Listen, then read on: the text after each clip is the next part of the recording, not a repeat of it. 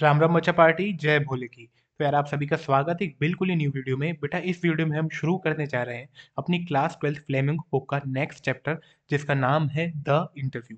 बहुत ही प्यारा चैप्टर है जिसके ऑथर का नाम है क्रिस्टोफर सिल्वेस्टर। चलिए बिना किसी देरी के से शुरू करते हैं। देखो पहली लाइन में लिखा हुआ है कि ये जो चैप्टर है ना, ये हमारे ऑथर द्वारा लिखी गई एक बुक जिसका नाम है the penguin book of interviews के इंट्रोडक्शन वाले पार्ट से लिया गया है। ठीक है, तो बस इतना बताया गया है। अब अबाउट द ऑथर को देख लेते हैं हम। अबाउट द ऑथर में लिखा है कि जो क्रिस्टोफर सिल्वेस्टर जी थे, वो क्या थे, स्टूडेंट ऑफ हिस्ट्री थे। कहाँ पर? पीटर हाउस कॉलेज में, जो कि कैम्ब्रिज में है। और इन्होंने प्राइवेट आई के लिए 10 साल तक रिपोर्टिंग भी करी थी। और इन्होंने वैनिटी फेयर नाम की नॉवल के लिए कई फीचर्स भी लिखे थे। देखो किसी नॉवल के लिए फीचर्स लिखने का मतलब होता है कि उस नॉवल को इंटरप्रेट करके उसके बारे में ऐसी बातें बताना जो आज तक किसी को पता नहीं थी, या इंटरेस्टिंग बातें बताना। तो वो इन्होंने करा था। और जो हम चैप्टर ये पढ़ने वाले हैं वो बेसिकली इनकी book Penguin book of interviews and anthology from 1859 to the present day का एक हिस्सा है, एक एक्सर्प्ट है। ये पूरा ना एक बुक का नाम है जो कि इन्होंने लिखी होगी। और देखो इस बुक के नाम से ही हम पता लगा सकते हैं कि इस बुक में होने क्या वाला है। इस बुक में एक तो इंटरव्यू शब्द इस्तेमाल हो रहा है, यानी इसमें इंटरव्यूज तो होंगे ही होंगे। और एक शब्द और इस्तेमाल हो रहा है, एंथोलॉजी। एंथोलॉजी का मतलब होता है कलेक्शन ऑफ पब्लिश्ड स्टोरीज या वर्क्स। कलेक्शन है ये बेटा उन सारे इंटरव्यूज का। इस बुक में क्या है, कलेक्शन है उन सारे इंटरव्यूज का जो कि 1859 के बाद और इस बुक के लिखने तक कंडक्ट किए गए। तो मतलब उन सभी इंटरव्यूज का इस बुक में कलेक्शन होगा। अब चलिए इस बेटा इस चैप्टर में हमें दो पार्ट देखने को मिल जाते हैं। पहले पार्ट में तो हमें ऑथर ने बताया कि इंटरव्यू के बारे में मेरिट्स और डिमेरिट्स, कई सारे ओपिनियंस बताए हैं ऑथर ने लोगों के जो वो इंटरव्यू के बारे में सोचते हैं। और सेकंड पार्ट में उन्होंने जो मैं बताया है वो बेटा बेसिकली एक इंटरव्यू का पोर्शन है छोटा सा, जो कि उम्बर्टो इको नाम के व्यक्ति का हुआ था। तो इन दोनों को समझ के हम पता लगा लेंगे कि इंटरव्यू क्या होता है और इसके बारे में लोगों की क्या राय है। तो चलिए बिना किसी देरी के पार्ट वन से शुरू करते हैं। Since its invention a little over 130 years ago, the interview has become a commonplace of journalism. तो जिस चीज़ का आविष्कार अभी कुछ 130 साल पहले ही हुआ है, वो अब जर्नलिज्म में कॉमन प्लेस बन गई है। देखो, जिस चीज़ माने इंटरव्यू, इट्स का मतलब है यहाँ पर इंटरव्यू। तो इंटरव्यू का आविष्कार जो कि 130 साल पहले ही हुआ है, वो अब जर्नलिज्म में कॉमन प्लेस बन गया है। कॉमन प्लेस मतलब है आम बात, फ्रीक्वेंटली कंडक्टेड एक्टिविटी बन चुका है। देखो जर्नलिज्म मतलब ये रिपोर्टिंग रिपोर्टिंग तो न्यूज़ व्यूज़ में आप देखते होंगे कि इंटरव्यूज आजकल आम दिनों में आते ही रहते हैं, आम बात हो गई है इंटरव्यू आना। तो ये यहाँ पर हमें ऑथर समझा रहे हैं। Today almost everybody who is literate will have read an interview at some point in their lives, while from the other point of view several thousand celebrities have been interviewed over the years, some of them repeatedly. Basically यहाँ पर author कह रहे हैं कि भाई आजकल की जो जिंदगी में अगर कोई भी इंसान पढ़ा लिखा है, तो उसने किसी ना किसी अपनी लाइफ के पॉइंट पर एक ना एक इंटरव्यू पढ़ा ही होगा और दिया देखा होगा। और अगर हम इसे दूसरे नज़रिए से देखें तो भाई हज़ारों सेलिब्रिटीज़ का आज तक इंटरव्यू हो चुका होगा। और कईयों का तो रिपीटेडली भी हो चुका होगा, बार-बार हो चुका होगा उनका interview. So it is hardly surprising that opinions of the interview, of its functions, methods and merits vary considerably. तो इस लाइन में ऑथर कह रहे हैं कि भाई देखो, इसीलिए जब इतने सारे लोग इंटरव्यू को देख रहे हैं, इंटरव्यू दे रहे हैं, तो इसीलिए ये कोई हैरानी वाली बात नहीं होगी कि लोगों की इंटरव्यू के फंक्शंस, मेथड्स और मेरिट्स के बारे में बड़े पैमाने पर अलग-अलग सोच है या अलग-अलग राय है। ठीक है, मैं आपको इसकी मीनिंग बता देता हूँ। हार्डली सरप्राइजिंग का मतलब होता है हैरानी वाली बात नहीं होना। और फंक्शंस तो आपको पता ही है कि इंटरव्यू के कैसे फंक्शंस होने चाहिए, कैसे उसे कंडक्ट कराना चाहिए, या मेथड्स कि मतलब किस तरीके से वो होना चाहिए। और उसके जो मेरिट्स होते हैं, किसी की नज़र में इंटरव्यू के कुछ फ़ायदे हैं, तो किसी की नज़र में कुछ अलग फ़ायदे हैं। तो ये सब बातें क्या है, सब लोगों की अलग-अलग है, उनकी अलग-अलग राय है इंटरव्यू के बारे में। Some might make quite extravagant claims for it as being, in its highest form, a source of truth, and in its practice an art. तो यहाँ पर ऑथर कह रहे हैं कि भाई ये जो लोग हैं अलग अलग, इनमें से कुछ लोग तो काफ़ी बढ़ा चढ़ाकर इंटरव्यू के बारे में कहते हैं। कि वो तो कहते हैं कि अगर इंटरव्यू को सबसे बड़े लेवल पे देखा जाए ना, तो वो तो एक सच का सोर्स है, सच पता करने का एक जरिया है। और उस इंटरव्यू लेना अपने आप में एक कला है। तो यानी इंटरव्यू लेने वाला एक कलाकार है। वो लोग ऐसी बात कहते हैं बढ़ा-चढ़ाकर। इस लाइन में मैं आपको मीनिंग समझा देता हूँ। एक्स्ट्रावेगेंट मतलब होता है एक्ज़ैगरेट, बढ़ा-चढ़ाकर कहना। इन इट्स हाईएस्ट फॉर्म मतलब मतलब किसी भी चीज के पीक पर जाकर उसे देखना, कि बड़े सबसे बड़े लेवल पे सबसे ऊपर से उसे देखना जो वो लगता है, तो वो लोगों को क्या लगता है कि वो सच पता करने का जरिया है। और इन इट्स प्रैक्टिस मतलब कि मतलब उसे लेना एक कला है, एक आर्ट है। ओके। आगे ऑथर कहते हैं, others, usually celebrities who see themselves as its victims, might despise the interview as an unwarranted intrusion into their lives। यहीं तक अभी हम देखेंगे। तो यहाँ पर बेसिकली ऑथर कह रहे हैं कि कुछ लोग तो इंटरव्यू के बारे में बढ़ा चढ़ा कर कहते हैं, और जो बचे हुए लोग हैं जिनमें कि ज्यादातर सेलिब्रिटीज हैं, तो वो तो अपने आप को शिकार के तौर पे देखते हैं इंटरव्यू का, कि मतलब भाई इंटरव्यू में तो उनका शिकार होता है या उनके संग कुछ ना कुछ गलती होता है। और वो लोग तो इंटरव्यू को क्या करते हैं, डिस्पाइज करते हैं, उससे हेट करते हैं, नफरत करते हैं। क्योंकि वो इंटरव्यू को कैसे देखते हैं, वो इंटरव्यू को एज एन अनवारंटेड इंट्रूजन की तरह देखते हैं। अनवारंटेड इंट्रूजन का मतलब क्या है, अनवांटेड रेफरेंस की, इंटरफेरेंस की तरह देखते हैं, कि मतलब बेफिजूल की दखलंदाजी उनके निजी जीवन में जो होती है, उसको वो मतलब इंटरव्यू को इस तरह से देखते हैं कि भाई हम तो इंटरव्यू के शिकार हो जाते हैं, और इंटरव्यू का मतलब तो है हमारी जीवन में बेफिजूल की दखलंदाजी देना। उन लोगों की तो ये राय है इंटरव्यू के बारे में। और क्या सोचते हैं वो लोग, और feel that it somehow diminishes them. और उन लोगों को लगता है कि भाई कहीं ना कहीं इंटरव्यू उनको डिमिनिशेस कर देता है, उनको कम कर देता है। कम मतलब उन्हें लेट डाउन कर देता है।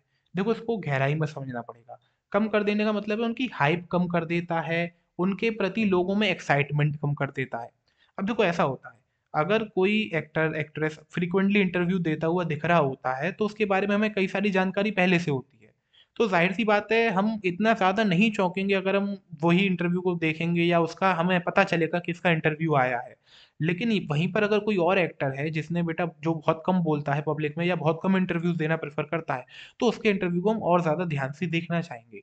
तो इसी तरह से मतलब जो इंटरव्यू होता है ना, वो एक्टर्स की हाइप को कम कर देता है जब हमें उनके बारे में बातें पता चल जाती हैं कि ये तो हमारे ही जैसे हैं, या ये तो बिल्कुल ऐसी बात बताता है। तो इसीलिए थोड़ी सी उनकी हाइप और एक्साइटमेंट कम कर देता है ये interview. Just as in some primitive cultures, it is believed that if one takes a photograph portrait of somebody, then one is stealing that person's soul।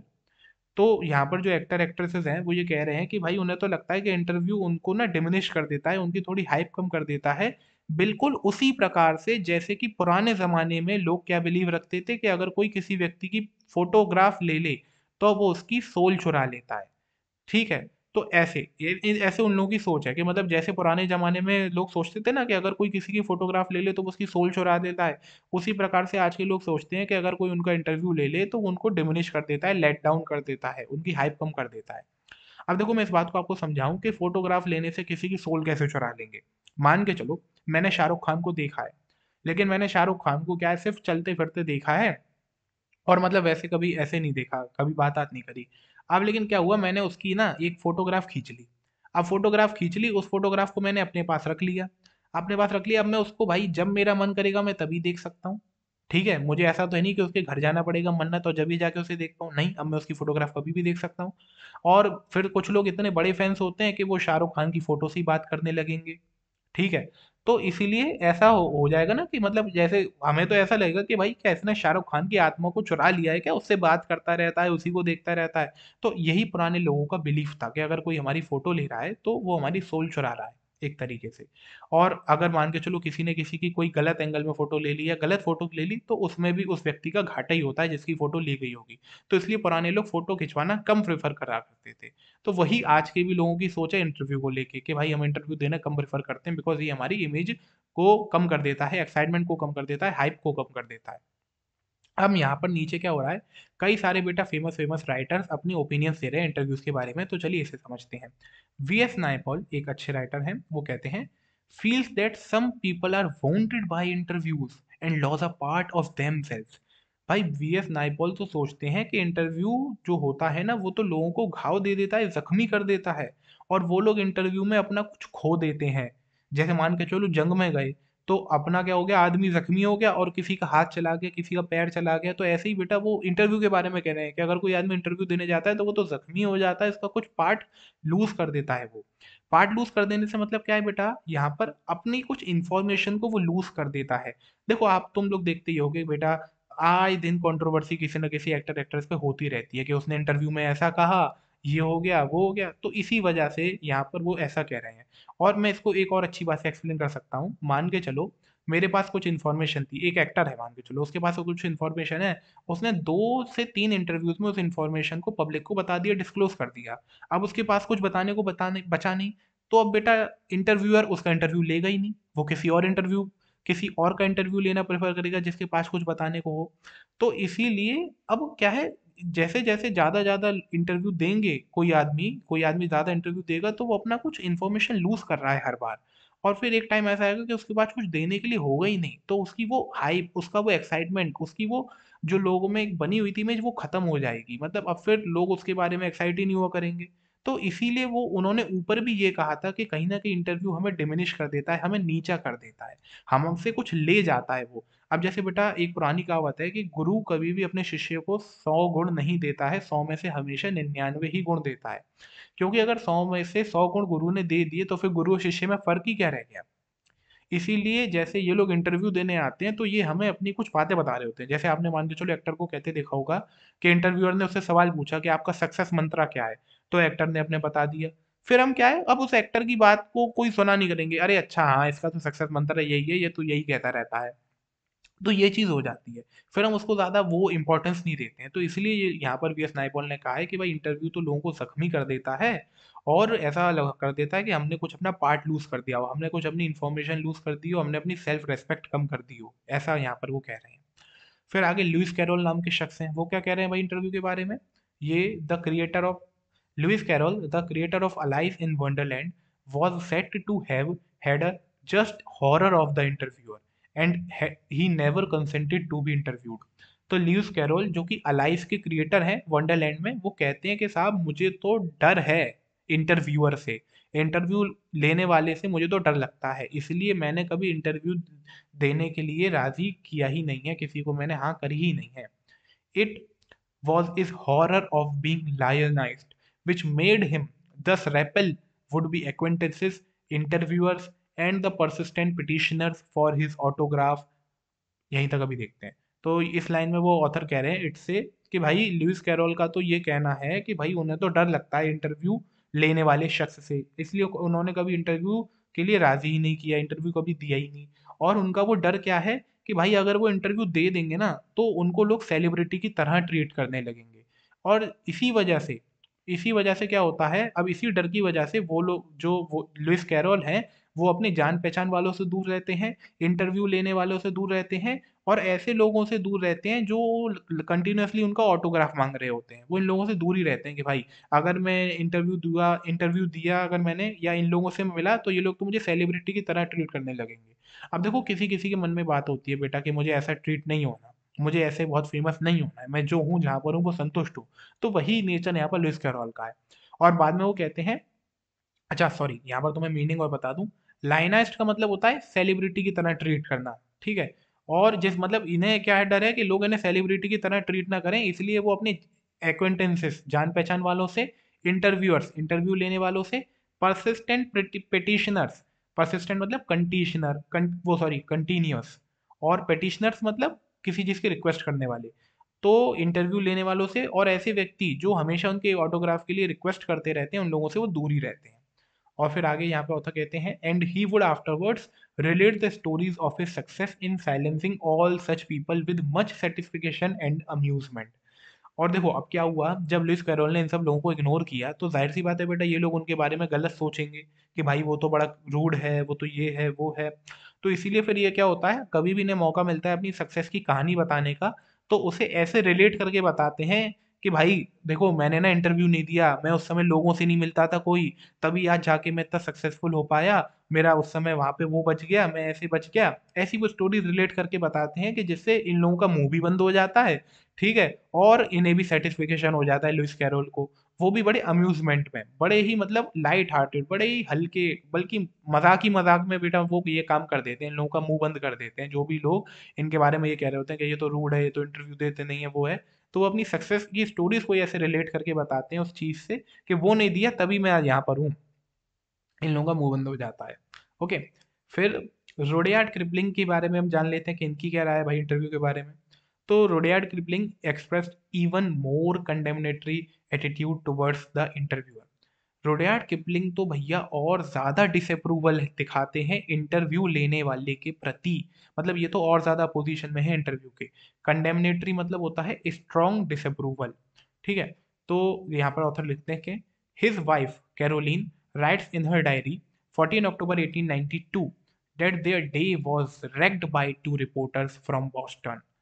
तो यहाँ पर उनकी जो पत्नी है रुडयार्ड किपलिंग की, वो अपनी डायरी में लिखती हैं 14 अक्टूबर 1892 वाले दिन को डायरी एंट्री करती हैं कि भाई उनका वो दिन तो दो रिपोर्टर्स जो कि बॉस्टन से आए थे उन्होंने पूरा खराब कर दिया, डिस्ट्रॉय कर दिया। रेग्ड का मतलब होता है डिस्ट्रॉय कर देना, बिल्कुल ही बर्बाद कर दिया पूरा दिन। She reports her husband as saying to the reporters, why do I refuse to be interviewed? Because it is immoral. It is a crime, just as much of crime as an offense against my person, as an assault, and just as much merits punishment। तो यहाँ पर वो कहती हैं कि भाई उन्होंने उस दिन अपने पति को रिपोर्टर से कहते हुए सुना कि मैं क्यों इंटरव्यू नहीं दूं, तुम लोग मुझसे ये पूछ रहे हो।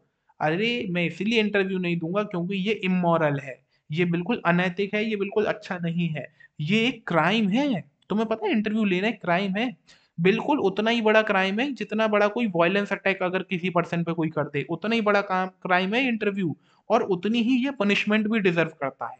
मेरे हिसाब से तो इंटरव्यू अगर कोई ले रहा है तो भाई उसको पनिशमेंट मिलनी चाहिए, ऐसा रुडयार्ड किपलिंग का कहना है। ओके। तो मैं यहाँ पर आपको मीनिंग क्लियर कर दे रहा हूँ। असॉल्ट का मतलब होता है वायलेंस अटैक, और मेरिट्स पनिशमेंट का मतलब है डिजर्व्स पनिशमेंट। फिर आगे वो कहते हैं इसी में, it is cowardly and while. ये एक कायरपन है, ये वाइल है। वाइल मतलब अनप्लीजेंट है, बहुत ही ज्यादा अनप्लीजेंट है यार, ये तो बिल्कुल अच्छी चीज नहीं है, ये तो एक कायरता है। No respectable man would ask it, much less give it. वो कहते हैं कि भाई रुडयार्ड किपलिंग कहते हैं कि कोई भी इज्जतदार आदमी ना तो कभी किसी से इंटरव्यू लेने के लिए पूछेगा, ना ही किसी को इंटरव्यू देगा। हाँ, अब देखो कितनी उनकी स्ट्रॉन्ग अपोजिशन है किसके प्रति, इंटरव्यू के प्रति। अब स्ट्रॉन्ग अपोजिशन का मतलब देखो कहीं ना कहीं वेहेमेंट प्रोटेस्ट से भी हो सकता है, जो हमने इंडिगो चैप्टर में पढ़ा था। देखो कुछ ऐसे कीवर्ड है जो मैं तुम्हें रिलेट कराता हूँ, तो इसलिए ये थोड़ा याद रखना। फिर आगे जाके अब देखो बड़ी इंटरेस्टिंग सी बात है इनके बारे में क्या। Yet Kipling had himself perpetrated such an assault on mark Twain only a few years before. लेकिन फिर भी ऑथर कहते हैं फिर भी किपलिंग जी ने खुद इस असॉल्ट को, असॉल्ट मतलब वो इंटरव्यू को असॉल्ट कह रहे हैं ना, इस असॉल्ट को उन्होंने खुद मार्क ट्वेन पर किया हुआ था, वो भी कुछ साल पहले। तो ऑथर उनके बारे में कहते हैं कि देखो यहाँ पर तो किपलिंग जी तब भरा वो मतलब बुरा भरा कह रहे हैं इंटरव्यू के बारे में, लेकिन इन्होंने इन्होंने कुछ साल पहले खुद मार्क ट्वेन का इंटरव्यू लिया था यार। ठीक है। परपेट्रेटेड मतलब होता है मतलब कमिट करना, उन्होंने किया था ऐसा। और वो तो बाकी सब तो क्लियर है। अब आपको किपलिंग जी के बारे में पता चल गया, अब एक नए शख्स हैं एच जी वेल्स, इनका भी नजरिया जान लेते हैं। H G Wells in an interview in 1894 referred to the interviewing ordeal, but was a fairly frequent interviewee, and 40 years later found himself interviewing Joseph Stalin। तो ऑथर एच जी वेल्स के बारे में कहते हैं कि भाई एच जी वेल्स ने अपने एक इंटरव्यू में जो कि 1894 में हुआ था, उन्होंने अपने इंटरव्यूइंग ऑर्डील को बताया था, उन्होंने अपने इंटरव्यू लेने वाले डर को बताया था। असल में एच जी वेल्स जो थे ना, ये बेटा एक इंटरव्यूअर भी थे और इंटरव्यूई भी थे। इंटरव्यूअर वो होता है जो इंटरव्यू लेता है, और इंटरव्यूई वो होता है जो इंटरव्यू देता है। तो ये दोनों का रोल अदा करते थे, मतलब इन्होंने इंटरव्यू लिए भी थे और दिए भी थे। तो एच जी वेल्स अपने एक इंटरव्यू में बताते हैं कि भाई इंटरव्यू लेने समय क्या हॉरिफाइंग एक्सपीरियंस होता है, उस समय के एक्सपीरियंस को ये बताते हैं एक इंटरव्यू में। और लेकिन ये काफ़ी फ्रिक्वेंटली पर्सन थे जो इंटरव्यू देते रहते थे, और 40 साल बाद खुद इन्होंने जोसेफ स्टैलिन का इंटरव्यू लिया भी था, ऐसे बताया गया है। फिर सॉल बेलो के बारे में बताते हैं। Saul Bellow who had consented to be interviewed on several occasions nevertheless once described interviews as being like thumbprints on the windpipe।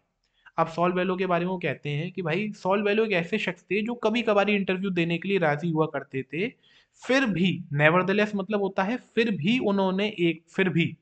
तो आगे वो कहते हैं कि फिर भी उन्होंने एक बार इंटरव्यू के बारे में कह ही दिया था कि भाई इंटरव्यू देना तो ऐसा होता है कि किसी ने हमारे विंड पाइप पर, जिससे हम सांस ले पाते हैं, उस पर थंबप्रिंट्स रख दी हो, मतलब उस पर उंगलियां रख दी हो।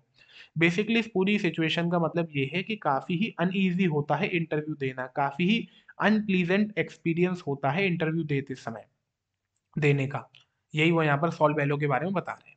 अब आगे वो ऑथर कहते हैं, yet despite the interview the drawbacks of the interview it is supremely serviceable medium of communication communication कि भाई ठीक है, इंटरव्यू के कुछ ड्रॉबैक्स भी हैं, उसकी कमियां भी हैं, मगर तब भी इंटरव्यू आज के समय का बेटा सुप्रीमली सुप्रीमली सर्विसेबल मीडियम है कम्युनिकेशन का। सुप्रीमली सर्विसेबल का मतलब है मोस्ट सूटेबल मीडियम है कम्युनिकेशन का, कम्युनिकेट करने का। अब देखो एक बात समझो, मैं शाहरुख खान से बेटा डायरेक्ट जाके तो बात नहीं कर सकता, या तुम नहीं कर सकते। तो इंटरव्यू ही एक ऐसा जरिया है कि जिससे हम उनसे कम्युनिकेट कम्युनिकेट कर सकते हैं कि भाई हमारे बिहाफ पर इंटरव्यूअर उनसे सवाल पूछेगा और वो उसे जवाब देंगे, तो कम्युनिकेशन हो जाएगा ना। तो इसलिए यहाँ पर ऑथर ऐसा कह रहे हैं। अब एक आदमी है वो यहाँ पर कह रहे होते हैं कि these days more than at any other time our most vivid impressions of our contemporaries are through interviews. तो डेनिस ब्रायन नाम के एक आदमी है बेटा, वो ये कह रहे हैं कि जितना पहले कभी नहीं हुआ उतना आज के समय में हमें जो भी अपनी कंटेम्प्रेरीज के बारे में क्लियर इमेज है। कंटेम्प्रेरीज कौन होते हैं, मतलब आज के समय में जो भी बड़ी बड़ी महान हस्तियां हैं उनके बारे में हमारे मन में जो भी क्लियर इमेज बनी हुई है, जो भी हम उनके बारे में जानते हैं, वो सिर्फ और सिर्फ इंटरव्यूज के थ्रू है। यहाँ पर वो ये कह रहे हैं। ठीक है। विविड का मतलब होता है क्लियर इमेज। ठीक है। और कंटेम्प्रेरीज मतलब belonging to the same time, या मतलब यहाँ पर महान हस्तियां भी कह सकते हैं उसी समय की। तो ऐसा डेनिस ब्रायन लिखते हैं। और फिर वो आगे भी ये कहते हैं कि almost everything of moment reaches us through one man asking questions of another. वो कहते हैं कि भाई देखो, जो भी कुछ इंपॉर्टेंट होता है ना, वो हम तक अपने आप पहुंच जाता है। किससे? जब एक आदमी दूसरे आदमी से सवाल कर रहा होता है। मतलब जब एक आदमी दूसरे आदमी का इंटरव्यू ले रहा होता है, तो भाई जो भी उसके बारे में इंपॉर्टेंट बात होती है या उस समय जो भी इंपॉर्टेंट बात होती है, वो हम तक अपने आप पहुंच जाती है। यार इंटरव्यू कितना बढ़िया साधन है। तो एवरीथिंग ऑफ मोमेंट का मतलब होता है इम्पोर्टेंट। और ये तो आपको समझ ही आ गया। अब लास्ट लाइन में क्या लिखा है? Because of this the interviewer holds a position of unprecedented power and influence. और देखो इसी की वजह से कि भाई मतलब वो सारी इंपॉर्टेंट बातें निकलवा लेता है उस आदमी से इंटरव्यूअर, इसी बात की वजह से इंटरव्यूअर के पास काफी अनप्रेसिडेंटेड पावर होती है। अनप्रेसिडेंटेड पावर का मतलब है कि जो मतलब पहले कभी नहीं हुई हो, उतनी पावर उसके पास होती है। और इन्फ्लुएंस भी होती है। इन्फ्लुएंस मतलब प्रभाव भी होता है उसका। यहाँ पर बेसिकली वो ये कहना चाहते हैं कि इंटरव्यूअर के पास बहुत पावर होती है, और उसकी बातों का लोगों पर प्रभाव भी पड़ता है। क्योंकि बेटा तुम खुद सोचो, इंटरव्यू हो रहा है। अब जो इंटरव्यूअर सवाल पूछेगा, जिस कंटेक्स्ट में पूछेगा, एक्टर या एक्ट्रेस को या कोई भी पर्सनैलिटी है, उसको उसी का जवाब देना पड़ेगा ना। अब वो जो जवाब देगा उसी से हमारे मन में उसकी इमेज बनेगी। तो इसीलिए इंटरव्यूअर के पास बहुत पावर होती है कि क्या वो सवाल पूछे उससे। क्या ऐसे इंपॉर्टेंट सवाल हो सकते हैं जो हमें एक्टर के बारे में क्लियरली बताएं। और फिर उनके सवाल से मिलने वाले जवाबों का हम पर प्रभाव भी बहुत होता है, या खुद इंटरव्यूअर की बातों का ही हम पे बहुत प्रभाव होता है, क्योंकि वो भाई उस पर्सन के बारे में बहुत अच्छे से समझ जाता है वहां बैठ के। तो इंटरव्यू के सवालों का हम पर बहुत प्रभाव पड़ता है, क्योंकि जो उनसे हमें जवाब मिलते हैं ना, उन्हीं से तो हम अपने दिमाग में एक एक्सप्रेशन बना सकते हैं उनके बारे में। तो इतना ही था बेटा इस चैप्टर के फर्स्ट पार्ट में। अब हम शुरू करेंगे इसके सेकंड पार्ट को। Let's go. अब देखो फर्स्ट पार्ट में हमने जान लिया कि इंटरव्यू क्या होता है, और कई लोगों की इसके बारे में राय भी देख ली। कुछ लोग कह रहे हैं अच्छा है, कुछ लोग कह रहे हैं बुरा है, लेकिन ज्यादातर लोग कह रहे हैं कि भैया बुरा ही है। जिनका इंटरव्यू होता है वो तो इंटरव्यू देने से दुखी ही है। मगर अब क्या देखने वाले हैं हम? अब एक इंटरव्यू का छोटा सा हिस्सा देखने वाले हैं कि भाई कैसे इंटरव्यू होता है। अगर किसी ने अपनी जिंदगी में कोई इंटरव्यू ना देखा हो तो वो इसको बहुत ध्यान से देखे, और जिन्होंने देखा हो वो भी ध्यान से ही देखें भाई। तो यहाँ पर पहली लाइन लिखी है ऑथर ने, मतलब इंटरव्यू की, वो क्या है? I am a professor who writes novel on Sundays, Umberto Eco. देखो अम्बर्टो इको बेटा एक नॉवलिस्ट है, और एक स्कॉलर भी रह चुके हैं, और काफी मतलब ये क्या है, लिखते हैं अच्छी, मतलब काफी अकेडमिक व्यक्ति हैं। ये अकेडमिक व्यक्ति से कहने का मतलब है प्रोफेसर भी हैं यूनिवर्सिटी में, स्कॉलर भी हैं, मतलब रिसर्चर भी हैं, और नॉवलिस्ट भी हैं, नॉवल भी लिखते हैं। तो ये अम्बर्टो इको का इंटरव्यू हो रहा है, जो कि मुकुंद पद्मनाभन नाम के व्यक्ति ले रहे हैं, जो कि द हिंदू से बिलोंग करते हैं, द हिंदू में एम्प्लॉय हैं, ये इनका इंटरव्यू ले रहे हैं। तो अम्बर्टो इको उनसे कहते हैं कि भाई मैं तो एक प्रोफेसर हूँ जो सिर्फ संडे को नॉवल लिखता हूँ।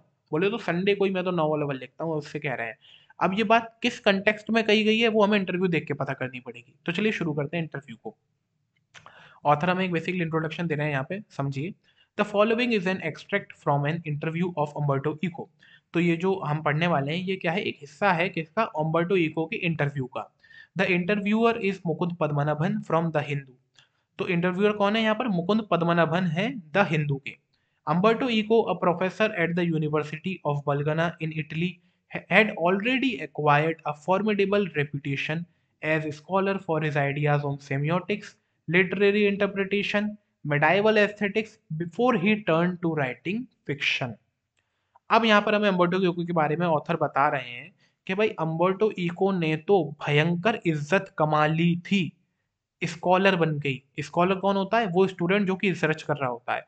तो जब उन्होंने सेमियोटिक्स पर अपने आइडिया को दिया था और उससे उन्हें काफ़ी इज्जत मिली थी, और लिटरेरी इंटरप्रिटेशन करके, लिटरेरी इंटरप्रिटेशन मतलब है कि मेरे सामने कोई नॉवल है या कोई टेक्स्ट है, इससे इंटरप्रेट करके मैं इसका मैसेज थीम लोगों को बताऊं, ये काम उन्होंने किया था।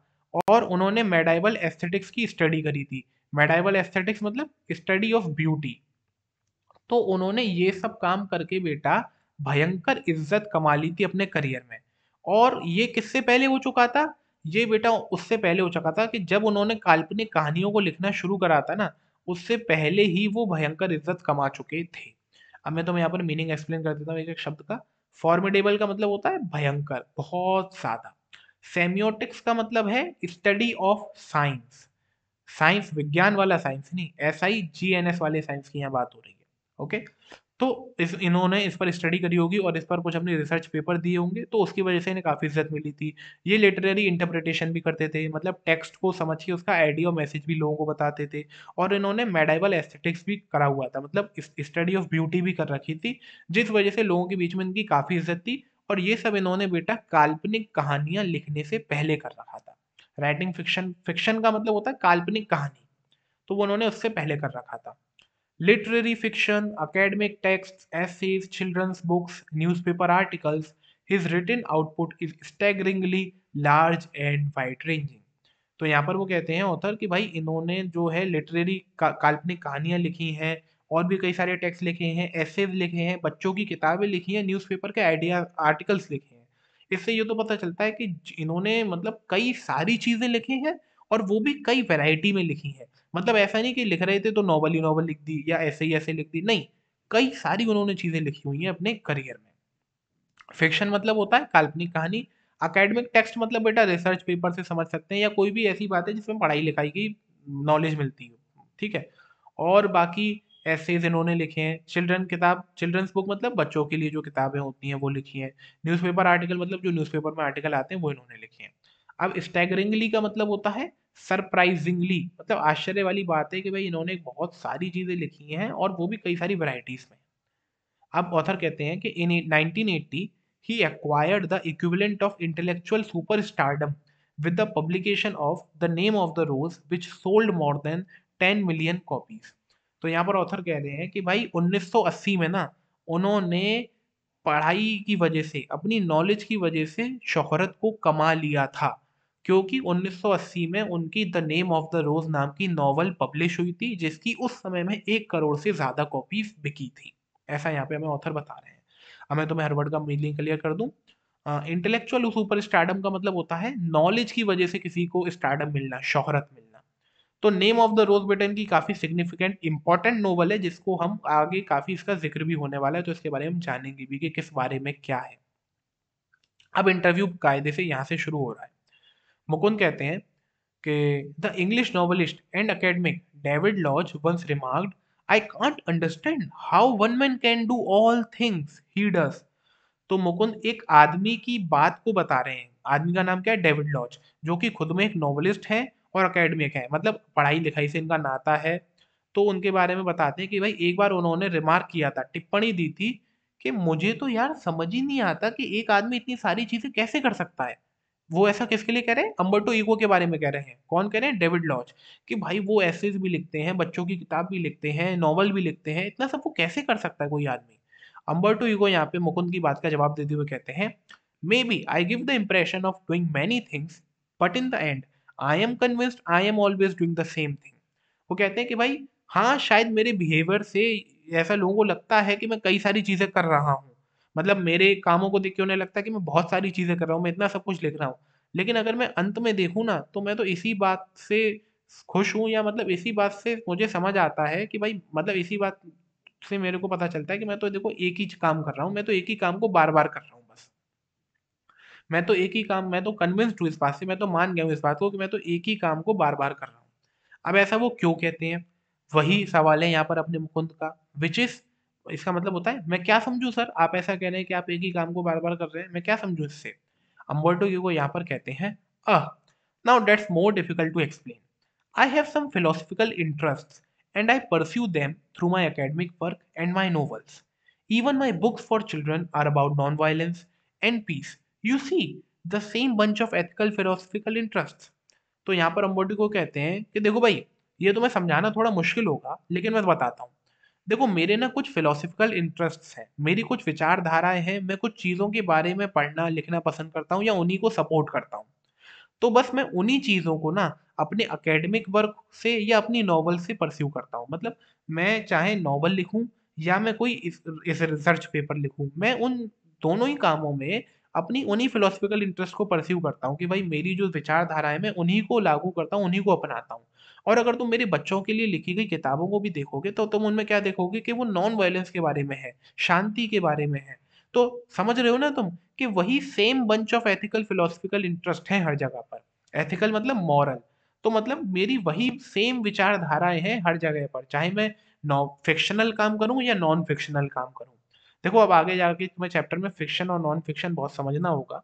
फ़िक्शन मतलब होता है काल्पनिक, जैसे जो कहानियाँ होती हैं मनगढ़ंत, और नॉन फ़िक्शन होता है रिसर्च पेपर या जो मतलब फैक्ट एंड फिगर्स पे बातें होती हैं। तो हमारे अम्बर्टो को कह रहे हैं कि चाहे भाई मैं काल्पनिक काम करूं या अनकाल्पनिक काम करूं, मेरी उन दोनों में कहीं ना कहीं मैं सेम विचारधारा को ही अपनाता हूं, जो मेरे सेम इंटरेस्ट हैं, जो मेरी आइडियोलॉजी है, उसी से मैं इन दोनों कामों को करता हूं। तो इसलिए मुझे ऐसा नहीं लगता कि मैं बहुत सारी चीज़ें कर रहा हूँ। भाई मैं तो एक ही चीज़ को फॉलो करके ये सब काम कर रहा हूँ ना। तो फिर यहाँ पर वो आगे कहते हैं कि and then I have a secret, और सुनो मेरे पास एक सीक्रेट भी है। Did you know what will happen if you eliminate the empty spaces from the universe? Elim ठीक है, eliminate the empty spaces in all the atoms. वो मुकुंद से कहते हैं कि यार मेरे पास एक सीक्रेट भी है, पता है? क्या तुम जानते हो कि अगर तुम सारी यूनिवर्स में से खाली जगह को हटा दोगे, खत्म कर दोगे, सारे एटम्स में से जितनी खाली जगह है उसे हटा दोगे, तो पता है क्या होगा? The universe will become as big as my fist. Universe सिर्फ मेरी मुट्ठी जितना बड़ा रह जाएगा। खुद सोचो ना, देखो एटम्स तुम्हें पता ही है ज्यादातर खाली होते हैं, और दुनिया में बहुत सी खाली जगहें और भी हैं। तो अगर हम सारी खाली जगह को हटा देंगे तो दुनिया कितनी छोटी सी हो जाएगी। तुम्हारा शरीर इतना छोटा हो जाएगा, तुम नहीं सोच सकते। तो ये फिर वो कहते हैं, similarly we have a lot of empty spaces in our lives, I call them interstices. तो जिस प्रकार से दुनिया में बहुत सारी खाली जगहें हैं, उस प्रकार से हमारी जिंदगी में भी बहुत सारी खाली जगह है, जिसे मैं इंटरस्टाइस कहता हूँ। इंटरस्टाइस का मतलब होता है एम्प्टी स्पेस। और बेटा यहाँ पर स्पेस से मतलब है टाइम, कि भाई हमारे पास भी बहुत टाइम है। कहीं न कहीं ये बात टाइम मैनेजमेंट के ऊपर जा रही है, तो जो कि आपको आगे समझ भी आ जाएगी। अब वो इनसे मुकुंद से कहते हैं, say you are coming over to my place. You are in an elevator and while you are coming up I am waiting for you. This is an interstice, an empty space. I work in empty spaces while waiting for your elevator to come up. From the first floor to third floor, I have already written an article. तो वो मुकुंद से कहते हैं, देखो मान के चलो तुम मेरे यहाँ आ रहे हो, मेरे पास आ रहे हो। अब तुम क्या हो, लिफ्ट में हो। तो जितनी देर में तुम ऊपर आ रहे हो मैं उतनी देर तुम्हारा इंतजार करूंगा। अब ये क्या है, मैं इंतजार कर रहा हूँ, ये एक खाली समय है ना जिसका मैं कुछ उपयोग नहीं कर रहा हूँ, ये एक इंटरस्टाइस है। तो मैंने क्या करा, मैं इन इंटरस्टाइस में काम कर लेता हूँ, मैं इन्हीं खाली समय का उपयोग कर लेता हूँ। और जब तक मैं तुम्हारा इंतजार कर रहा था कि तुम पहले फ्लोर से तीसरे फ्लोर पे आओगे, मैंने इतनी देर में एक आर्टिकल लिख लिया। तो ये मैंने क्या करा, इंटरस्टाइज का यूज कर दिया। तो ये हमें बेसिकली यहाँ से ये पता चलता है कि बेटा हम बहुत सारी चीजें भी कर सकते हैं, हमारे पास बहुत समय होता है, बस हमें उस समय का सही उपयोग करना आना चाहिए। जैसे मान के चलो हम स्कूल जा रहे हैं, वैन में बैठे हैं, अब पता है आधा घंटे हमारा खराब होगा फालतू बातों में, तो उसमें हम कुछ रिवीजन कर सकते हैं। उसमें हमारे पास मान के चलो कुछ है ही, तो हम किताब खोल के देख सकते हैं, अपना फालतू होमवर्क कर सकते हैं। तो वो जो हमारे पास इंटरस्टाइस है, एम्प्टी टाइम है, उसका हम यूज कर सकते हैं बस। तो यही वो कहना चाह रहे हैं यहाँ पर। जिसके से हमें उस काम के लिए अलग से समय नहीं निकालना पड़ेगा, वो काम उसी खाली समय में हो जाएगा। अब मुकुंद उनसे पूछते हैं, नॉट मतलब उनसे कहते हैं, not every one can do that of course, your non fictional writing, your scholarly work has a certain playful and personal quality about it. तो मुकुंद उनसे कहते हैं भाई कि देखो यार, ऐसा हर कोई तो नहीं कर सकता है। और ये उनकी सही भी बात है कि भाई हर कोई तो तुम्हारी तरह इतना होशियार है नहीं जो आर्टिकल लिख ले इतने से टाइम में या कोई काम कर ले। फिर आगे वो इससे कहते हैं कि जो आपका स्कॉल नॉन फिक्शनल वर्क है, नॉन फिक्शनल मतलब जो आपका एकेडमिक वर्क है, जो आपके रिसर्च पेपर हैं, उनको भी आपने इस तरीके से लिखा है कि उसमें एक पर्सनल क्वालिटी फील होती है हमको, एक प्लेफुल क्वालिटी फील होती है। पर्सनल क्वालिटी का मतलब है एक आपने उसमें अपना पर्सनल टच दिया है, कि मतलब अगर हम उनको पढ़ते हैं तो हमें ऐसा लगता है कि हम आपसे कनेक्ट कर पा रहे हैं, ऐसा लगता है कि आप हमारे सामने बैठ के वो हमें बता रहे हैं। और प्लेफुल का मतलब क्या है, लाइट हार्टेड, मतलब आपने काफ़ी अच्छी लैंग्वेज का, काफ़ी इंटरेस्टिंग यूज लैंग्वेज का इस्तेमाल करके उन रिसर्च पेपर या अपने स्कॉलर वर्क्स को लिखा है। It is marked departure from regular academic style, which is invariably depersonalized and often dry and boring. और जो आपका लिखने का स्टाइल है ना, ये तो बिल्कुल ही अलग है रेगुलर लिखने के स्टाइल से, जो कि स्कॉलर वर्क्स में ज़्यादातर होता है। ठीक है, मान के चलो बेटा आप कोई किताब पढ़ रहे हो, अब उसमें क्या होता है, ये चीज़ ये है, ये डेफिनेशन, ये एग्जाम्पल, ये क्वेश्चन। अब आप क्या यहाँ पर कहीं न कहीं राइटर से कनेक्ट कर पा रहे हो? तो आपका जवाब होगा नहीं, हम राइटर से कनेक्ट नहीं कर पा रहे हैं। लेकिन जो अम्बर्टो इको के वर्क्स हैं, वो उन्हें कुछ इस प्रकार से लिखते हैं, नरेट करते हुए लिखते हैं कि ऐसा लगता है कि यार ये तो हमें सामने बैठ के वो बता रहे हैं। तो जो कि रेगुलर लिखने की स्टाइल से क्या है, अलग है। और रेगुलर लिखने की स्टाइल कैसी होती है, जो कि मतलब जिसमें कुछ भी डिफरेंट नहीं होता है, सब चीज़ें एक सी लगती हैं, और जो कि डीपर्सनलाइज़्ड होती है।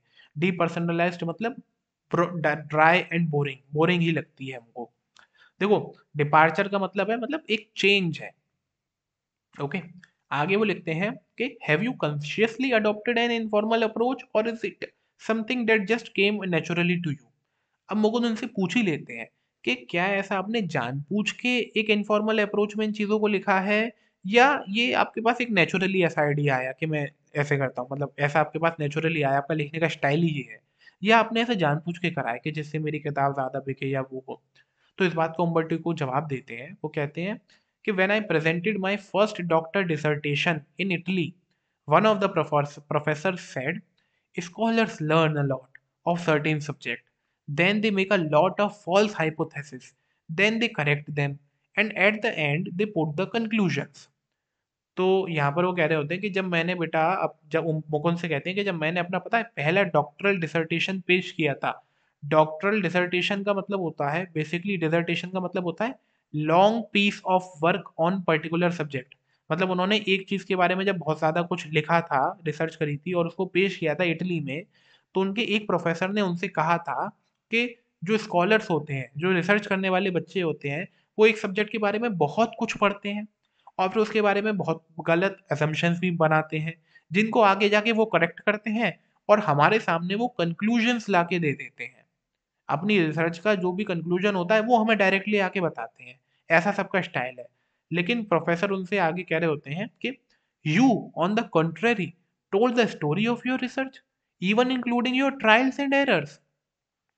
लेकिन फिर प्रोफेसर कहते हैं कि भाई तुमने तो कुछ अलग ही किया, तुमने तो हमें अपनी पूरी रिसर्च की स्टोरी को बता दिया, तुमने हमें सिर्फ कंक्लूजन्स नहीं बताए, तुमने तो हमें अपने ट्रायल्स को भी बताया जो तुमने करे, और जो तुमसे गलतियां हैं, उन्हें भी यहाँ पर एक्सप्लेन किया, बताया है।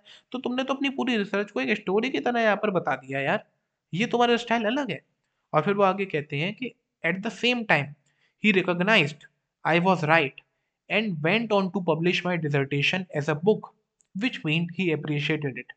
तो अब यहाँ पर उम्बर्टो इको कह रहे हैं कि भाई उन्होंने उसी समय ये भी कहा कि हाँ तुम्हारा लिखने का तरीका अच्छा है, सही है, और फिर उन्होंने मेरी डिसर्टेशन को, मेरे जो भी मैंने वर्क किया था, उसको पब्लिश भी कराया एक बुक की तरह, जिसका देखो यही मतलब होता है कि उन्होंने मेरे काम को सराहा या मेरी तारीफ करी, या मतलब वो इस बात से खुश थे कि हाँ मैंने एक अलग तरीके से करा जो कि तरीका सही है। At that point, at the age of 22, I understood scholarly books should be written the way I had done, by telling the story of research. तो फिर उम्बर्टो इको मुकुंद कहते हैं कि उसी समय जब मैं 22 साल का था तभी मैं फिर ये बात को समझ गया कि जो स्कॉलरली बुक्स होती हैं जिसमें रिसर्च के बारे में बताया जाता है या कुछ नॉलेज दी जाती है किसी पर्टिकुलर सब्जेक्ट के बारे में, उनको इसी तरीके से लिखना चाहिए। मतलब उनमें ना हमें अपनी रिसर्च की स्टोरी ही बतानी चाहिए, तभी वो इंटरेस्टिंग बनेगी या तभी उनको लोग ज़्यादा अपने इंटरेस्ट से पढ़ पाएँगे। This is why my essays always have a narrative aspect. इसलिए वो यहाँ पर कह रहे हैं कि भाई इसीलिए मेरे जो एसेज में लिखता हूँ ना उनमें एक नैरेटिव एस्पेक्ट होता है। नैरेटिव मतलब मैं उन्हें एक कहानी की तरह सुना रहा होता हूँ। ये मेरे अंदर एक मतलब वो बात आ गई जब से उन्होंने मेरा डॉक्टरल डिसर्टेशन की तारीफ करी थी या उसको पब्लिश कराया था एक बुक की तरह। And this is why probably I started writing narratives so late at the age of 50 more or less। और फिर वो आगे मुकुंद से ये भी कहते हैं और शायद यही कारण होगा कि मैंने नॉवेल्स लिखना इतना लेट शुरू किया। कम अब जब मैं 50 साल के लगभग का हो चुका हूँ तब मैंने नॉवेल्स लिखना शुरू करे। तो इस बात का यही कारण है कि मेरा नैरेटिव एस्पेक्ट है हर चीज़ को करने का।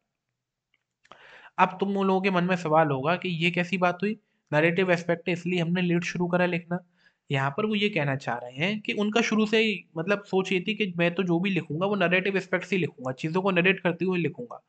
तो उन्हें फिर क्या हुआ, उन्होंने अपनी सोच को कंसाइज़ नहीं किया, छोटा नहीं करा कि यार मेरा तो नैरेटिव एस्पेक्ट है, तो यानी मैं ये चीज़ें तो लिख ही नहीं सकता। मैं तो सिर्फ़ नॉवल लिखने के लिए बना हूँ या काल्पनिक कहानियाँ लिखने के लिए बना हूँ, फ़िक्शन लिखने के लिए बना हूँ।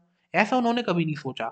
उन्होंने बेटा उसी रूप में अपने सारे एकेडमिक टेक्स्ट भी लिखे, इसको रिसर्च पेपर भी लिखे, बच्चों की किताबें भी लिखी, एसेज़ भी लिखे। तो इसलिए उन्हें कभी फ़ील नहीं हुआ कि उन्हें एकदम नॉवल लिखना ही चाहिए या नॉवल नहीं लिखेंगे तो फिर वो क्या लिखेंगे। और फिर जब उन्होंने ये सब काम मन भर के कर लिया या एक अच्छा लेवल पे कर लिया तब उन्होंने नॉवल को लिखना शुरू किया, इसलिए वो शायद इतने लेट हो भी गए। बस यहाँ पर वो ये कहना चाह रहे हैं। I remember that my dear friend Roland Barthes was always frustrated that he was an essayist and not a novelist। और वो कहते हैं मुकुंद से कि यार देखो मुझे अभी भी याद आता है कि मेरे एक दोस्त थे रोलन बार्ट्स जो कि एक एसेइस्ट थे और वो हमेशा इस बात से बड़ा ही फ्रस्ट्रेटेड रहते थे, चिड़चिड़े रहते थे कि यार मैं नॉवल नहीं लिख पाता हूँ, मैं एक एसेइस्ट हूँ तो मैं नॉवल कैसे लिखूँ यार। He wanted to do creative writing one day or another, but he died before he could do। वो करना चाहते थे, वो नॉवल लिखना चाहते थे, वो काल्पनिक कहानियों को लिखना चाहते थे एक ना एक दिन, मगर वो ऐसा करे बिना ही बेटा मर गए। ऐसा उम्बर्टो इको कहते हैं किससे? मुकुंद से। देखो ऐसा था, इंसान क्या होता है अपने आप को उस चीज़ में लिमिट कर लेता है कि यार मैं तो ऐसे लिखता हूँ, तो मैं तो ऐसे ही लिख सकता हूँ, मेरे अंदर तो यही कला है या मैं तो बस इसी का मेरा स्टाइल है। मगर अम्बोटो इको ने अपने आप को लिमिट नहीं करा, वो बोले मैं भाई इसी तरीके से सब चीज़ें लिखूँगा। तो अगर यहाँ पर रोलैंड बार्थ चाहते तो वो जैसे ऐसे लिख रहे थे वैसे ही वो नॉवल भी लिख देते, तो शायद उनकी फ्रस्ट्रेशन दूर हो जाती। जैसा कि हमारे अम्बोटो इको ने किया, उन्होंने उसी स्टाइल में सब चीज़ों को लिखा। और फिर वो आगे कहते भी हैं, I never felt this kind of frustration. मैंने कभी भी उस ऐसी फ्रस्ट्रेशन को महसूस नहीं करा। I started writing novels by accident. भाई मैं तो अचानक से नॉवल लिखने लगा यार, वे कोई सोचा समझा काम थोड़ी ना था। वो बताते हैं कि I had nothing to do one day and so I started. बोलते हैं कि मेरे पास यार एक दिन कुछ करने को नहीं था, मैं खाली बैठा था इसलिए मैंने नॉवल लिखना शुरू कर दी। Novels probably satisfied my taste of narration for narration. और वो आगे ये भी कहते हैं कि भाई नॉवेल्स लिखने वाले काम ने मेरी जो नरेशन करने की जो तलब थी या जो मेरे अंदर चाह थी उसको सेटिस्फाई भी कर दिया कि मैं जैसे चीज़ों को नरेट करते ही रहता था तो नॉवेल्स लिख के मुझे और मज़ा आया या मुझे और अच्छा लगा। तो नॉवेल लिखना मेरे लिए एक तरीके से अच्छा हो गया, पास टाइम बन गया। खाली टाइम में मैं यही कर लेता था। अब मुकुंद उनसे कहते हैं, talking about novels from being a famous academic you went on to becoming spectacularly famous after the publication of the name of the rose। तो यहाँ पर वो उनकी नॉवेल्स की बात करते हुए कहते हैं कि भाई देखो एक आप फेमस एकेडमिक पर्सन तो पहले से ही थे, मतलब आप ऐसे व्यक्ति की तरह तो फेमस थे ही कि जैसे पढ़ाई लिखाई के बारे में काफी नॉलेज है, लेकिन आप तो स्पेक्टिकुलरली फेमस जब हो गए, यानी भाई और ज्यादा फेमस आप जब हो, शानदार तरीके से आप फेमस जब हो गए जब आपकी नेम ऑफ द रोज नाम की नॉवल पब्लिश हुई। ठीक है, ये ऐसा वो कहते हैं और फिर आगे कहते हैं उनसे, you have written 5 novels against many more scholarly works of non-fiction, at least more than 20 of them।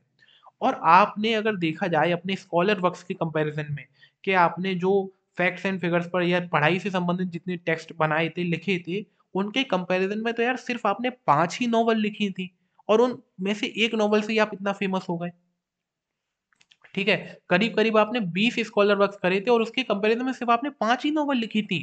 तो अम्बर्टो इको उन्हें इंटरप्ट करते हुए कहते हैं ओवर 40, मैंने 40 से ज्यादा स्कॉलर वर्क किए थे, यानी मैंने 40 से ज्यादा पढ़ाई से संबंधित वाले रिसर्च पेपर ऐसे वैसे पर लिखे थे, मगर उनसे ज्यादा भाई वो 5 नॉवल काम कर गई उनके करियर में। ये यहाँ पर मुकुंद हमें बता रहे हैं। मुकुंद कहते हैं over 40, among them a seminal piece of work on semiotics, but ask most people about Umberto Eco and they will say, oh, he's a novelist, does that bother you? अब देखो बहुत अच्छा सवाल यहाँ पर क्या होता है, वो पूछते हैं मुकुंद उनसे, पहले तो उन्हें कहते हैं कि हाँ आपने 40 से ज्यादा पीस लिखे स्कॉलर वर्क के, जिसमें कि आपने सेमियोटिक्स के ऊपर भी लिखा था, यानी स्टडी ऑफ साइंस के ऊपर भी लिखा था। सेमिनल पीस का मतलब होता है बेटा ऐसा पीस जो कि उस फील्ड में अच्छा योगदान दे, या जिसका काफी बड़ा योगदान था, इंपॉर्टेंट पीस था ये। स्टडी ऑफ साइंस से रिलेटेड उम्बर्टो इको ने काफी इंपॉर्टेंट स्टडी करी थी, उसको लिखा था। तो उसमें आपके उन पीसेस में वो पीस भी शामिल है। लेकिन अगर मैं किसी भी व्यक्ति से पूछूं या अगर हम ज्यादातर लोगों से पूछें उम्बर्टो इको के बारे में कि वो कौन है, तो वो लोग कहेंगे ओह वो तो नॉवेलिस्ट है, वो तो नॉवल लिखने वाला है। तो क्या ये बात आपको परेशान करती है उम्बर्टो इको जी? ऐसा मुकुंद उनसे पूछते हैं कि यार आपने इतने ज्यादा काम तो इसमें करे और वहां पर से 5 ही नॉवल लिखी, तब भी आप नॉवल से ही फेमस हो गए और ज्यादातर लोग आपको जानते भी नॉवल्स की वजह से ही हैं। तो क्या ये बात आपको परेशान करती है? अब उम्बर्टो इको इसका जवाब देते हैं, yes, because I consider myself as university professor who writes novels on Sundays. It's not a joke. I participate in academic conferences and not meetings of pen clubs and writers. I identify myself with the academic community. तो Umberto eco यहाँ पर कहते हैं हाँ बिल्कुल ये बात मुझे परेशान करती है, क्योंकि आज भी मैं अपने आप को एक प्रोफेसर ही मानता हूँ, और ऐसा प्रोफेसर जो सिर्फ संडे को नॉवल लिखता है। देखो यही बात आपको ऊपर दी गई थी चैप्टर में कि अ professor who writes novels on Sundays, तो वो बात इसी कंटेक्स्ट में कही गई है कि जब मुकुंद ने उनसे सवाल पूछा क्या ये बात आपको परेशान करती है कि लोग ज्यादातर लोग आपको नॉवलिस्ट के तौर पे जानते हैं, तो इस बात का अम्बर्टो इको ने जवाब दिया था कि हाँ ये बात मुझे मुझे परेशान करती है, क्योंकि मैं तो अभी अभी आज भी अपने आप को उसी यूनिवर्सिटी प्रोफेसर की तरह ही देखता हूँ कि जो सिर्फ संडेज को नॉवल लिखता है, मतलब अपने पास टाइम में नॉवल लिखता है। और वो ये भी कहते हैं ये कोई मजाक नहीं कर रहा हूँ मैं, ये कोई जोक नहीं है, मैं आज भी एकेडमिक कॉन्फ्रेंसेस में ही जाता हूँ, मतलब मैं आज भी पढ़ाई से संबंधित मीटिंग्स में ही जाता हूँ। मैं कोई पोएट्स और राइटर्स के क्लब में नहीं जाता या उनकी मीटिंग्स में नहीं ज्वाइन होता, मैं तो भाई आज भी एकेडमिक कॉन्फ्रेंसेस में ही जाता हूँ। आई identify my self with the academic community, मैं तो भाई अपने आप को अकेडमिक कम्युनिटी कम्युनिटी का ही मानता हूँ, मतलब टीचर टीचर होने से ही अपने आप को मानता हूँ, मैं तो टीचर से ही अपने आप को रिलेट करता हूँ, मैं कोई अपने आप को नॉवलिस्ट नहीं समझता हूँ। हालांकि मुझे पॉपुलैरिटी मिल गई है, मगर मैं अपने आप को वो मानता नहीं हूँ जो मैं हो गया हूँ। मैं अपने आप को एक अकेडमिक पर्सन ही मानता हूँ, एक रिसर्चर मानता हूँ, एक प्रोफेसर मानता हूँ। यहाँ पर ऐसा वो मुकुंद से कह रहे हैं। फिर वो आगे भी कहते हैं बट ओके इफ दे कौन most people have read only the novels, I know that by writing novels I reach a larger audience, I can not expect to have 1 million readers with stuff on semiotics. यहाँ पर फिर वो आगे ये भी कहते हैं चलो ठीक है, अगर ज्यादातर लोगों ने मेरे नॉवेल्स ही पढ़े हैं तो, और बोलते हैं कि ये कैसे बोलते हैं ना, वो हंसते हुए बोलते हैं और शरक कर लेते हैं, मतलब कंधे उचकाते हुए बोलते हैं चल ठीक है यार, अब ज्यादातर लोगों ने मेरे नॉवल ही पढ़े तो भाई क्या करें। लेकिन मैं ये भी जानता हूँ कि भाई नॉवेल्स लिख के ही मैं ज्यादातर ऑडियंस तक पहुंच पाया हूँ, ज्यादातर लोगों तक पहुंच पाया हूँ।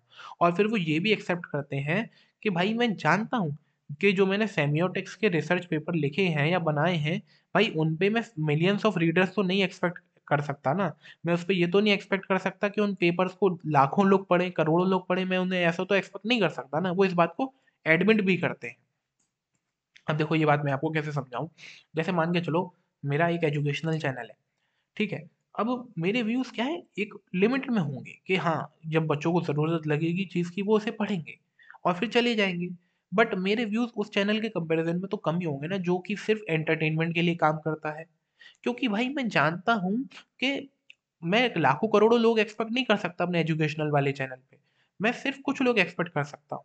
और यही बात यहाँ पर क्या है, हमारे अम्बर्टो इको जी भी मान रहे हैं कि भाई मैं सेमियोटेक्स यानी स्टडी ऑफ साइंस पर, जिसके शायद बारे में ज्यादातर लोग जानते भी नहीं होंगे, तो मैं उस पर तो एक्सपेक्ट नहीं करूंगा कि उसे लाखों लोग पढ़े। लेकिन हाँ, नॉवल एक ऐसी चीज़ है जो कि लोग एंटरटेनमेंट के लिए या ऐसी जनरल पर्पस के लिए पढ़ सकते हैं, तो उस पर भाई ठीक है, ज़्यादातर लोग अगर उससे मुझे पहचान रहे हैं तो कोई दिक्कत नहीं है। मतलब तो फिर क्या कर सकता हूँ मैं? दिक्कत तो है पर कर क्या सकता हूँ? और फिर आगे मुकुंद कहते हैं कि आपने जो ये बात कही कि आप ऐसा एक्सपेक्ट नहीं करते हैं कि सेमियोटिक्स पर आपको लाखों करोड़ों रीडर मिले, यही बात मुझे मेरे अगले सवाल पे लेके चलती है, जो कि मेरा क्या है, the Name of the Rose is a very serious novel. कि जो आपकी ये नॉवल जो हिट हुई है, ये तो यार बहुत सीरियस नॉवल है। It's a detective yarn at one level. ये तो अगर एक स्तर पे देखा जाए तो जासूसी की नॉवल है, but it also delves into metaphysics, जो कि मेटाफिजिक्स के कॉन्सेप्ट में भी घुसी हुई है। डेल्व्स मतलब डिग डीप, घुसना, और मेटाफिजिक्स मतलब जो होती है ना पढ़ाई, abstract abstract philosophy, abstract philosophy के जो कंसेप्ट है उनसे भी ये रिलेशन रखती है। थियोलॉजी, थियोलॉजी का भी इसमें रिलेशन है। धर्मशास्त्र की भी इसमें थोड़ी बातें हैं। एंड मिडाइवल हिस्ट्री, और पुराने ज़माने की हिस्ट्री भी इसमें घुसी हुई है। Yet it enjoyed a huge mass audience. Were you puzzled it at all by this? तो यहाँ पर मुकुंद उनसे कहते हैं कि आपने जो कहा कि आप सेमियोटिक्स पर इतने रीडर एक्सपेक्ट नहीं करेंगे, यही यही बात मुझे मेरे अगले सवाल पे लेके चलती है, जो कि ये है कि आपने जो नॉवल लिखी द नेम ऑफ द रोज, ये तो एक बहुत ही सीरियस नॉवल है। और अगर देखा जाए तो ये तो एक तरीके से जासूसी की नॉवल है, जिसमें एब्स्ट्रैक्ट फिलोसफी के भी कंसेप्ट हैं, और धर्मशास्त्र की भी बातें हैं, और हिस्ट्री की भी बातें हैं। ठीक है, तो यानी कितनी, मतलब ये तो समझ आ रहा है ना कि एक एंटरटेनमेंट की नॉवल तो नहीं है ना, रोमांस की लव स्टोरी तो नहीं है ना ये कोई, या ऐसे ही घरेलू सास बहू की नॉवल तो नहीं है ना कोई। तो यार आपको क्या लगता है, फिर भी इसे इतनी सारी ऑडियंस ने एंजॉय करा, या मतलब फिर भी इसे इतने सारे लोगों ने पसंद करा? क्या आप इससे कंफ्यूज नहीं हुए?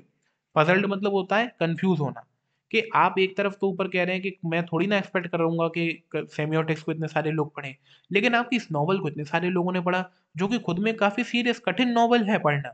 तो आप क्या इस बात से कंफ्यूज नहीं है? तो अम्बर्टो को इसका जवाब देते हैं, नो, नहीं। Journalist are puzzled and sometimes publishers. भाई जर्नलिस्ट कंफ्यूज हो सकते हैं, और कई बार तो पब्लिशर भी कंफ्यूज हो जाते हैं। And this is because journalists and publishers believe that people like trash and don't like difficult reading experiences. और वो भी जो जर्नलिस्ट पब्लिशर कंफ्यूज हो जाते हैं, ये सिर्फ अपनी इसी सोच की वजह से कंफ्यूज हो जाते हैं कि इन्हें लगता है कि भाई आदमी को तो सिर्फ कबाड़ी पसंद है, वो तो कभी भी कोई ऐसी चीज पढ़ने ही नहीं चाहेगा जो कि पढ़ने में डिफिकल्ट होगी। मतलब इनकी तो यही सोच है। इसीलिए आप लोग कंफ्यूज हो। मुकुंद से वो कहते हैं कि इसलिए तुमको हैरानी हो रही है इस बात पे कि यार ये नॉवल इतनी हिट क्यों हुई। मुझे इस बात की इतनी हैरानी नहीं है। अब देखो एक बात सोचो, बेटा सीरियल आते हैं, अब उसमें कुछ सास बहू वाले सीरियल भी होते हैं, उसमें कुछ लव स्टोरी वाले सीरियल भी हैं, और उसमें कभी कभार हिस्टोरिकल सीरियल भी आ जाते हैं, या केबीसी जैसे सीरियल भी आ जाते हैं। अब भाई अगर डायरेक्टर प्रोड्यूसर कहें कि ज़्यादातर तो सास बहू वाले और लव स्टोरी वाले सीरियल चलते हैं, तो फिर अब ये हिस्टोरिकल सीरियल जो हैं और ये केबीसी जैसे सीरियल हैं, ये कैसे हिट हो गए? यार ये कैसे चल सकते हैं? तो ये डायरेक्टर और प्रोड्यूसर की गलत सोच है, जो कि सिर्फ ये सोचते हैं कि भाई लोगों को सिर्फ यही चीज़ें पसंद आती हैं, या उन्हें तो सिर्फ ये एंटरटेनमेंट ही पसंद आता है, उन्हें तो हिस्ट्री पसंद आएगी ही नहीं, उसके बारे में जानना नहीं पसंद आएगा, या केबीसी जैसे सीरियल नहीं देखना पसंद आएंगे। ये उनकी गलत सोच है डायरेक्टर प्रोड्यूसर की। वहीं यहाँ पर उम्बर्टो इको जर्नलिस्ट और पब्लिशर्स के बारे में कह रहे होते हैं, और फिर उसे वो जस्टिफाई भी करते हैं कह के कि consider there are 6 billion people on this planet, the Name of the Rose sold between 10 and 15 million copies, so in a way I reached a small percentage of readers. तो यहाँ पर वो कहते हैं कि यार मान के चलो दुनिया में 6 बिलियन लोग हैं पढ़ने वाले, अब उसमें से मेरी किताब कितनी बिकी? 20 से 30 लाख। अब अगर देखा जाए एक तरीके से तो मैंने बहुत कम परसेंटेज ऑफ रीडर्स को ही तो अपनी किताब बेची, या मेरी किताब बहुत कम परसेंटेज ऑफ रीडर्स तक ही तो पहुंची। अब तुम हैरान हो रहे हो भाई, तुम पब्लिशर और जर्नलिस्ट हैरान हो रहे हो कि ये कैसे इतनी हिट हो गई। अगर तुम फैक्ट्स एंड फिगर्स पे बात करो तो ये तो बहुत कम लोगों तक पहुंच पाई ना।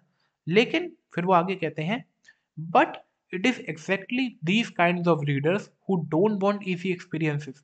लेकिन ये बिल्कुल उन्हीं लोगों तक पहुंची जो ऐसे मतलब आसान सी चीजें नहीं पढ़ना पसंद करते होंगे।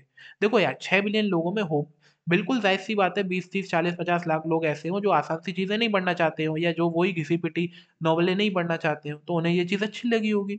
वो यहाँ पर हम को कह रहे हैं। और at least don't always want this. या फिर वो कहते हैं उम्बर्टो इको कि यार ये मेरी किताब उन लोगों ने पढ़ी होगी जो हर समय वही घिसी-पिटी चीज़ें नहीं देखना चाहते हैं, या जो हर समय कोई एंटरटेनमेंट की नॉवल नहीं पढ़ना चाहते हैं, उन्होंने मेरी ये नॉवल पढ़ी होगी। I myself at 9 p.m. after dinner watch television and want to see either Miami Vice or Emergency Room. I enjoy it and I need it, but not all day. तो यहाँ पर वो बेसिकली मुकुंद से ये कह रहे हैं कि यार तुम लोग इतना हैरान हो रहे हो। अब मेरी भाई किताब देखो, 6 बिलियन लोगों में से सिर्फ 20-30 लाखों की तो जा पाई। तो एक तरीके से तो मैंने बहुत ही कम लोगों को ये किताब बेची, और वो लोग भी जस्ट वो ही हैं जो कि ये आसान सी चीज़ें नहीं पढ़ना चाहते हैं। उन्हें उन्हें उनमें इंटरेस्ट नहीं मिलता है, उन्होंने मेरी किताब खरीदी। या वो लोग भी हो सकते हैं कि उन्हें आसान सी चीज़ें पढ़ना पसंद तो है, मगर वो हर समय उन्हें नहीं पढ़ना चाहते हैं। तो इसलिए उन्होंने मेरी किताब खरीदी हो पढ़ने के लिए। अब जैसे मुझे ही देख लो, भाई मैं कितना काम करने वाला आदमी हूँ। मैं खाली-खाली जगहों में भी काम कर लेता हूँ। तब भी मैं रात को 9 बजे डिनर के बाद टीवी पर ये 2 शोज़ देखता हूँ, मियामी वाइस और इमरजेंसी रूम। ऐसा नहीं है कि मैं देखता नहीं, और मैं उन्हें देख के एन्जॉय भी करता हूँ, मुझे बड़ा मज़ा भी आता है और मुझे वो ज़रूरत भी है, मुझे चाहिए भी। लेकिन मैं उन्हें पूरे दिन नहीं देखता रहता। मैं उस एंटरटेनमेंट को पूरे दिन नहीं करता रहता। तो ऐसे ही वो लोग भी हो सकते हैं कि भाई जिन्हें ठीक है, सादा नॉवल पढ़ना पसंद हो, मगर वो उस नॉवल को शायद एक समय पर पढ़ना पसंद करें। ऐसा नहीं कि वो पूरे दिन उसी नॉवल को लेके बैठे रहें। उनके कुछ दूसरे इंटरेस्ट भी हो सकते हैं, उनके कुछ दूसरी चीज़ें भी उन्हें पसंद हो सकती हैं, तो इसलिए उन लोगों ने मेरी नॉवल भी खरीदी हो। तो इसलिए तुम लोग इतना हैरान क्यों हो रहे हो यार इस बात पे कि ये नॉवल इतनी ज़्यादा बिक गई? बेसिकली बस वो यही जस्टिफाई करना चाह रहे हैं। हम मुकुंद यहाँ पर कहते हैं, "Could the huge success of the novel have anything to do with the fact that it dealt with the period of medieval history?" तो हम मुकुंद नॉवल की सक्सेस के पीछे का सवाल पूछते हैं। मतलब अभी भी इनकी चुल खत्म नहीं हो रही है अगर देखा जाए तो। अब वो उम्बर्टो इको से कहते हैं कि आपको क्या लगता है, आपकी नॉवल की सक्सेस का कारण ये है कि वो मिडाइवल हिस्ट्री के समय की है, या उसमें मिडाइवल हिस्ट्री के समय की बातें बताई गई हैं, उन चीज़ों से डील करती है? क्या लगता है आपको? अम्बर्टो इको इस पर जवाब देते हैं, दैट्स पॉसिबल, हो सकता है ऐसा, but let me tell you another story, because I often tell stories like a Chinese wise man. फिर वो कहते हैं मुकुंद से, लेकिन देखो हो सकता है, पर मैं तुम्हें एक कहानी बताता हूँ। असल में मेरे को ना एक चाइनीज होशियार आदमी की तरह एक चाइनीज वाइज मैन की तरह कहानी बताना पसंद है, तो इसलिए मैं तुम्हें एक और कहानी बताता हूँ।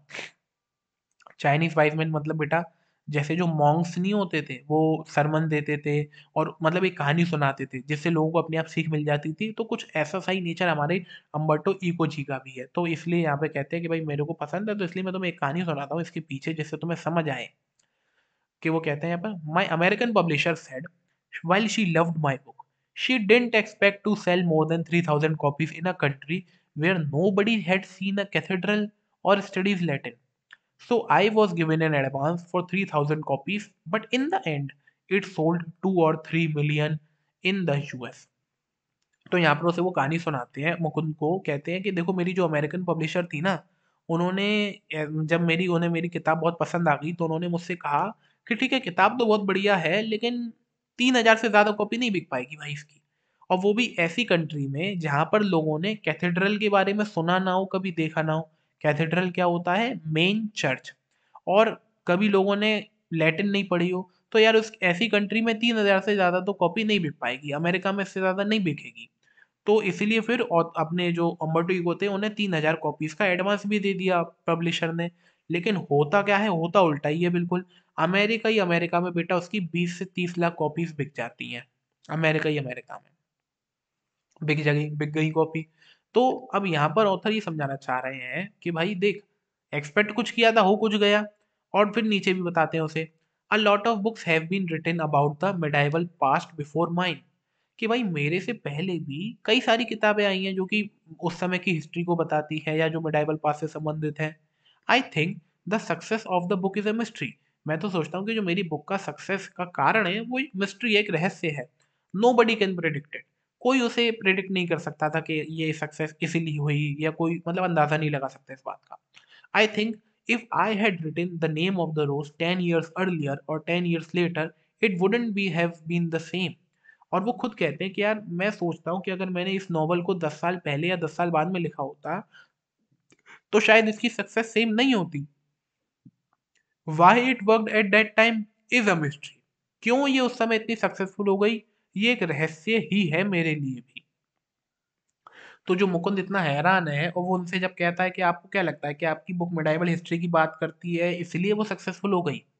तो फिर उसे वो इसके लिए एक कहानी सुनाते हैं अम्बर्टो इको कि देख भाई, मेरी किताब उस कंट्री में 20 से 30 लाख बिक गई जहां पर लोग कैथेड्रल के बारे में नहीं जानते थे और लैटिन नहीं पढ़ते थे, मतलब उन्हें अपने मिडाइवल पास्ट का कुछ पता ही नहीं था, उन्होंने देख ही नहीं रखा था, तो उन्हें तो क्या ही इंटरेस्ट होगा हिस्ट्री में। वहां पर मेरी किताब बिक गई यार 20 से 30 लाख।